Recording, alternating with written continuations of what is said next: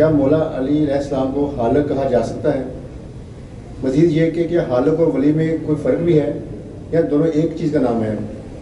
خالق اور ولی میں کیا فرق ہے اور کیا مولا علی کو ہم خالق کہہ سکتے ہیں؟ اس کی یہ سوال بہت آپ کا خوبصورت سوال ہے کہ ظاہر ہے اکثر جب بھی کوئی بندہ کسی کے ایمان کو زائل کرتا ہے تو اسے پہلے مغالطہ دیتا ہے، اشتباہ میں ڈال دیتا ہے، کوئی جو چیز اس پر روشن ہے اس کو دھندلا کر دیتا ہے۔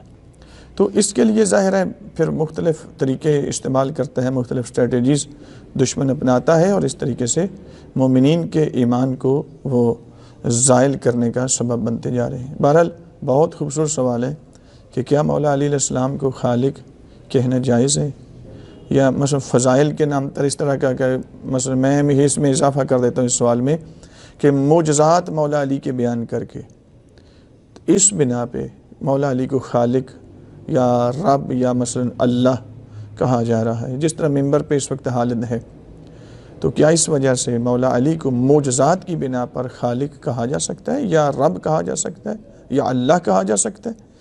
یا پھر دوسرا آپ کے سوال کا حصہ یہ تھا کہ کیا خالق اور ولی ایک ہی چیز ہے یا ان میں کچھ فرق ہے؟ بہت ہی خوبصورت سوال ہے۔ تو اس سلسلے میں آپ کی خدمت میں عرض کروں کہ خالقیت کے عنوان پر ہم نے جو بہت ابتدائی ویڈیوز ہیں اپنے اسی چینل فروغ ولایت پر وہ ہم نے اپلوڈ کر رکھی ہیں، تو اپنے سامعین سے ریکویسٹ کریں گے کہ تو ذرا ان کو آپ سماعت فرمائیں، اس طرف تھوڑا سا رجوع کر لیں۔ تھوڑا سا اجمالاً میں آپ کی خدمت میں ابھی بھی پیش کر دیتا ہوں تاکہ تھوڑا سا مطلب واضح ہو جائے، مومنین کسی اشتباہ کا شکار نہ ہوں۔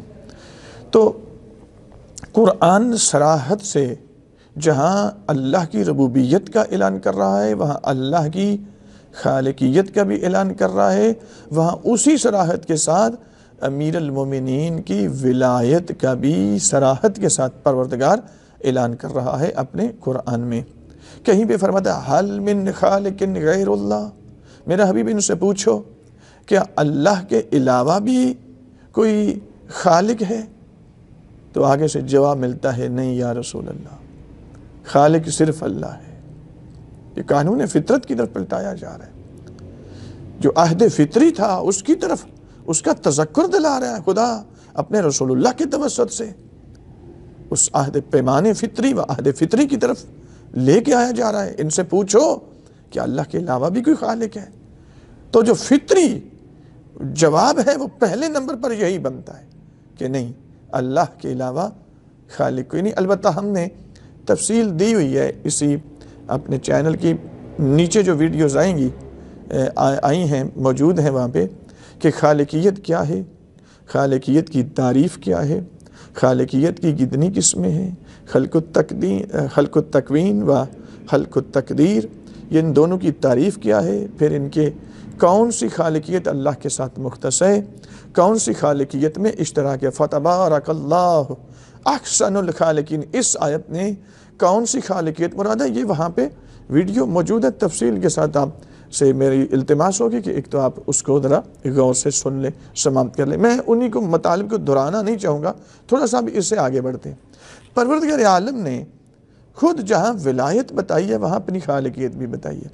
سورہ مبارکہ الکہف کے اندر آواز قدرت آتی ہے افتتخذونہ وذریتہ اولیاء من دونی، میرا حبیب ان لوگوں کو ہو کیا گیا، یہ کس کو اپنا ولی مانتے ہیں؟ ابلیس کو، ابلیس کی ذریت کو اپنا ولی اور امام مانتے ہیں۔ اگلی آیت میں خدا پھر فرماتا ہے ما اشہدتہم خلق السماوات والارض، میرا حبیب جس ابلیس اور ذریت ابلیس کو یہ لوگ ولی اور امام مانتے ہیں، وہ ولی اور امام بن کیسے سکتے ہیں؟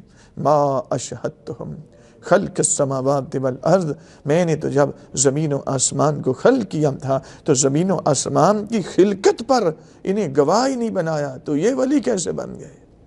آیت نے آ کے صراحت کر دی کہ کائنات کا، زمین و آسمان کی خلقت کا خالق اور ہے، گواہ بننے والا اور ہے۔ بس آیت نے دلالت التزامی کے ذریعے یہ مطلب بھی سمجھا دیا کہ خالقیت اور چیز ہے، ولایت اور چیز ہے۔ البتہ ولایت کو اتنی کوئی گئی گزری چیز نہیں ہے، یہ بات ذہن میں رکھے۔ معیار ولایت بھی اسی ایک آیت میں پروردگار عالم نے رب العالمین نے بیان فرما دیا کہ ولی وہ نہیں ہو سکتا جس کو فقہ کے مسائل کی سمجھ نہ آئے۔ ولی اس کو کہتے ہیں اللہ کے حکم سے آسمان خلق ہو رہے ہوں، اللہ کے حکم سے زمین خلق ہو رہی ہو اور وہ کھڑا ہو کے دیکھ رہا ہو، گواہ بن رہا۔ ما اشہدتہم خلق السماوات والارض۔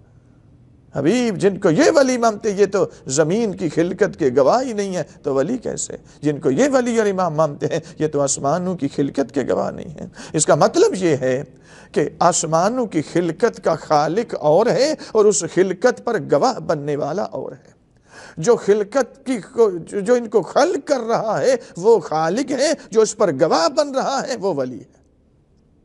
یہاں پہ دونوں چیزیں آپ کی اس آیت مجیدہ نے خوبصورت انداز میں صراحت کے ساتھ واضح کر دیا۔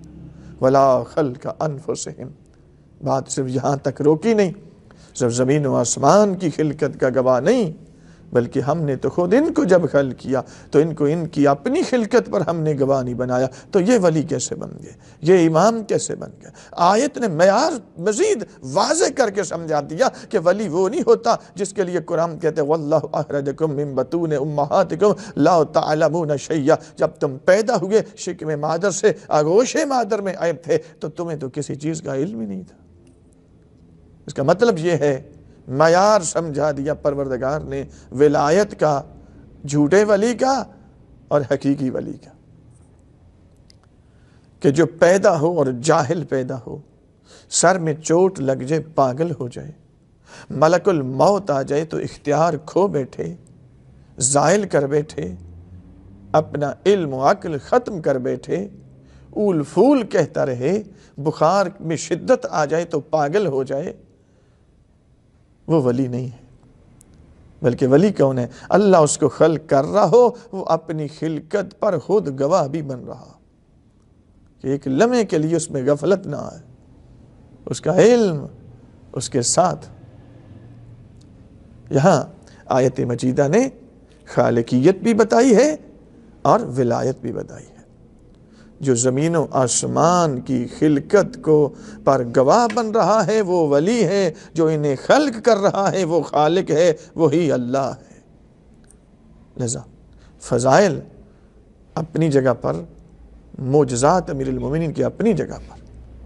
ابھی آپ اسی ربوبیت کے عنوان سے ایک ویڈیو، بلکہ چند ایک ویڈیوز اسی ہمارے چینل پہ موجود ہیں، آپ ذرا وہ سماعت فرمائیں، جس میں امام ابو الحسن علی بن موسیٰ رضا علیہ السلام سے چند احادیث آپ کی خدمت میں پیش کی گئی کہ اس میں فلاں چند انبیاء کا حوالہ دیا گیا کہ جب عیسیٰ علیہ السلام کے ماننے والوں نے کہا کہ عیسیٰ علیہ السلام چونکہ مردوں کو زندہ کرتے ہیں، مٹی سے پرندے بناتے ہیں، بیماروں کو شفا دیتے ہیں، لذا وہی رب ہیں، وہی خالق ہیں، تو امام رضا علیہ السلام فرمانے لگے بیماروں کو شفا میرے نانا جان نے بھی دی ہے، بیماروں کو زندہ شفا میرے دادا علی نے دی ہے، مردوں کو زندہ انہوں نے بھی کیا ہے، لم نتخذہما ربا، ہم نے اپنے نہ نانا جان کو، نہ اپنے دادا علی کو نہ رب کہا ہے نہ خالق کہا ہے۔